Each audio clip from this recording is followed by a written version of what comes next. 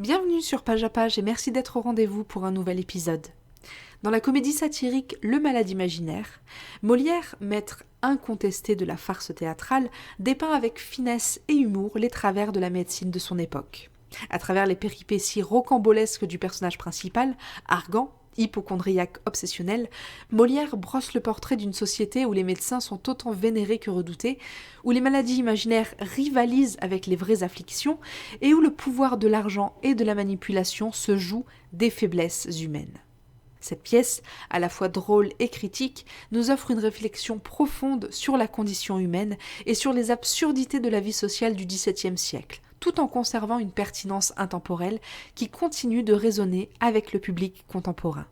Le Malade imaginaire, c'est une comédie de Molière en 3 actes, représentée pour la première fois en 1673. L'histoire se déroule dans la demeure d'Argan, un riche bourgeois hypocondriaque convaincu d'être gravement malade. Il est entouré d'une série de médecins qui profitent de sa crédulité pour lui prescrire des traitements coûteux et inutiles. Argan a une fille, Angélique, qu'il veut marier au fils d'un médecin, Thomas Diafoirus, dans l'espoir d'obtenir des soins médicaux gratuits pour le reste de sa vie.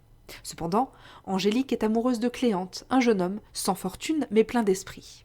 Malgré les pressions de son père, elle refuse d'épouser Thomas. Elle cherche plutôt à convaincre Argan de la laisser épouser l'homme qu'elle aime. La situation est compliquée par la présence de Toinette, la servante d'Argan, qui est à la fois rusée et pleine de bon sens. Elle se moque ouvertement des médecins et met en place des stratagèmes pour aider Angélique et Cléante à se retrouver.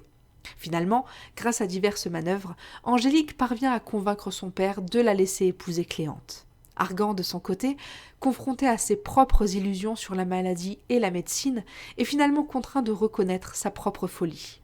La pièce se termine finalement par une farce hilarante, alors que Toinette organise une fausse routine de soins, dévoilant au passage les excès et les absurdités du monde médical de l'époque.